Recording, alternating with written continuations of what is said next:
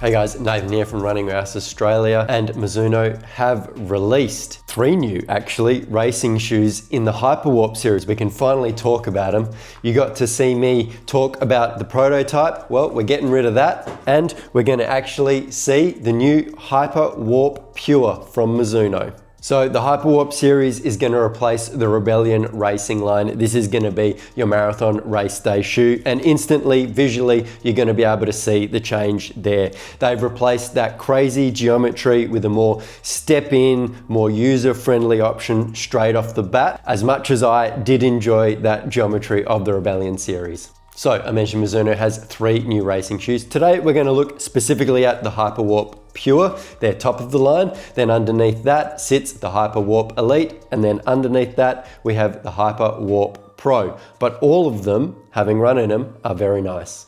In the midsole of the Hyperwarp Pure, we're going to get Mizuno Energy XP, which is a PIBA midsole there. It's going to be 33 in the heel we've measured. It's going to be 29.5 in the forefoot for a 3.5 mil heel to toe drop. Sandwiched in between that PIBA midsole is a carbon plate, and Mizuno have called it their smooth speed plate there. So it's a reworked geometry from their Rebellion series to give you a nice cushioned underfoot feel on landing from that PIBA midsole foam, and then it's nice and stiff, and then it curves up in the toe to give you a nice toe off as you're propelling through your stride.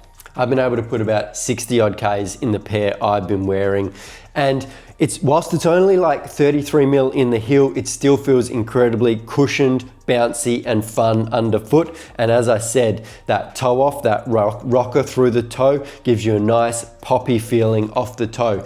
I don't feel as though that change from the Rebellion geometry to this new Hyperwarp series geometry, you lose anything on toe off. It's still really fun to run in. And part of what makes it fun is it's only 137 grams for this Hyperwarp Pure, which is incredibly light, and you really feel that on foot. The other thing which makes it fun is it does sit a little bit lower, and so taking some corners in this, it doesn't feel like you're in high heels or on stilts there. It just grips on the ground a little bit more, and we'll speak about the grip a little bit more. So as I mentioned, underneath we have Mizuno's G3 outsole, and we have a fair amount of coverage under here, which G3 outsole is one of the best in the business. I keep saying it. It grips on just about any road surface, whether they're wet, whether they're sandy. I've run a lot on grass on these as well, and got incredible traction on there.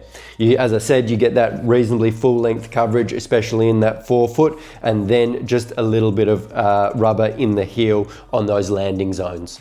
Moving on up to the upper, we have a monofilament upper from Mizuno here, which is incredibly thin.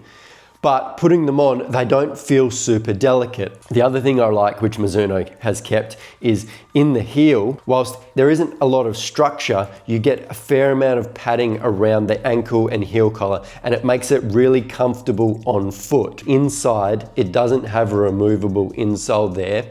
I didn't find any issues with that. I didn't even think about it when it was on foot. There was nothing to worry about without having that insole in there. Lastly, the laces here, they're a little shark tooth lace, so when you lock them down, they stay locked down, and I don't worry about them coming undone when I'm out there running. With the fit, I wore my usual size in Mizuno, and I found I had enough room. It wasn't too roomy. I could get a nice midfoot lockdown. They kind of hit that Goldilocks fit there for me, and especially when you're running a marathon, just to have that little bit of extra room. Now, I do have quite a narrow foot, but I still had that little bit of extra room for any swelling. This is a marathon race day shoe. I'd definitely take it up to marathon, and I'd be comfortable doing that. All in all, I think the new Hyperwarp series from Mizuno is going to be really popular. As much as I love the Rebellion, that geometry scared a few people off, and I think the step-in comfort and familiarity of a more traditional shoe is going to suit a lot more people.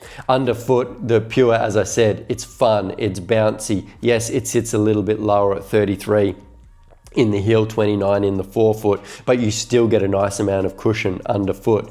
And with that rocker, that new smooth speed plate that Mizuno has in there, which is a full length carbon plate, you still get a nice propulsive toe off. So if you're looking for a new marathon race day shoe, definitely check out the Hyperwarp Pure, or if you can't get your hands on them, check out the Elite and the Pro as well, available at Running Warehouse Australia, runningwarehouse.com.au.